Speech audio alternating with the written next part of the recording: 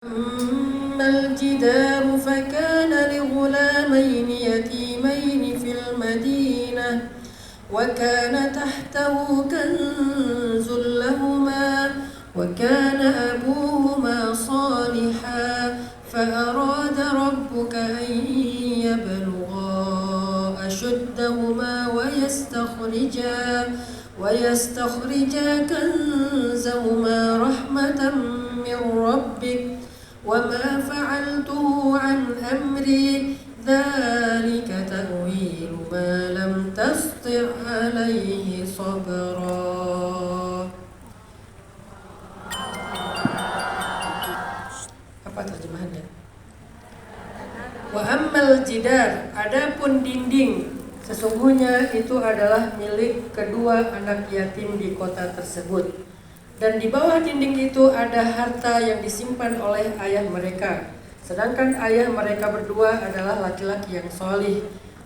Jika Allah ingin supaya mereka berdua tumbuh dewasa, lalu kemudian dikeluarkanlah harta titipan itu sebagai rahmat dari Allah.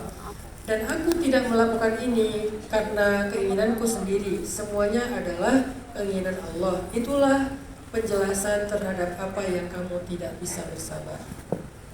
Ngerti nggak? Enggak kan? Kalau baca terjemah emang susah ngerti. Makanya kita kalau mau ngaji itu pakai guru atau minimal baca tafsir. Jadi ceritanya gini. Ini kan cerita Nabi Musa dengan Nabi Khidir nih ceritanya.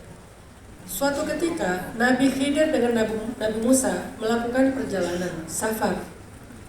Sampai di sebuah negeri, Nabi Khidir minta tolong kepada penduduk itu untuk ngasih tumpangan menginap karena udah kemalaman.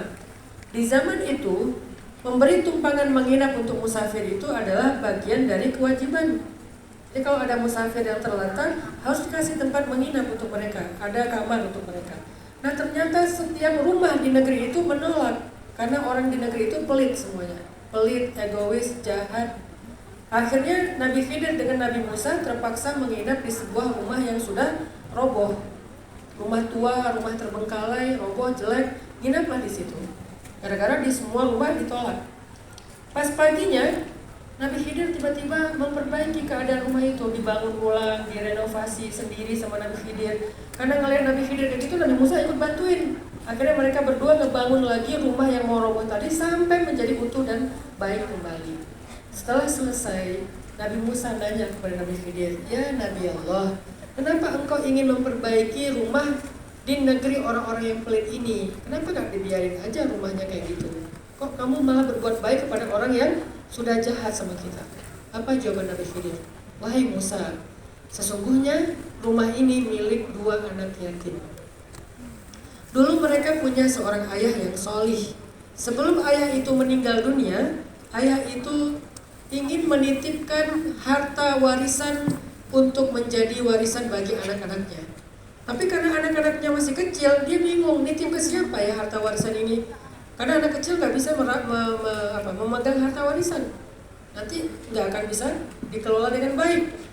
Dititipin ke tetangga, tetangganya nggak ada yang benar, malah habis. Dititipin ke keluarga, keluarganya nggak ada yang solih, nanti malah zolim. Akhirnya ayah yang solih ini menyembunyikan harta di bawah dinding.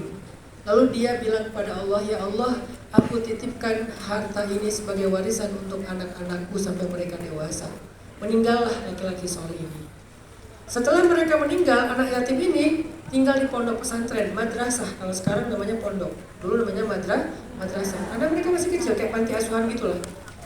Ketika mereka dirawat di panti asuhan masih kecil, harta ini kan masih tersimpan di bawah dinding rumah. Allah pun menjaga harta ini dengan cara rumahnya dibikin roboh, dindingnya roboh, sehingga ketika rumahnya roboh, nggak ada satu orang pun yang mau datang ke rumah itu, yang mau memeriksa isi rumah itu, yang mau merawat rumah itu. Jadilah rumah yang terbengkalai, kayak rumah yang ada hantunya. Jadilah rumah itu aman dari setiap pencuri, karena dianggap rumah yang tidak terurus. Padahal di bawahnya ada harta yang sangat banyak. Ketika anak-anak ini udah remaja, udah lulus sekolah, Allah mengutus dua nabi untuk memperbaiki rumah itu. Nabi Musa dan Nabi Khidir diutus jauh-jauh. Nabi Musa dari Palestina Nabi Khidir dari 2 pertemuan laut, mereka berjalan berminggu-minggu demi untuk membangun kembali rumah yang sudah roboh milik anak yatim tersebut. Pertanyaan saya, kenapa nggak ngutus tukang aja ya Allah?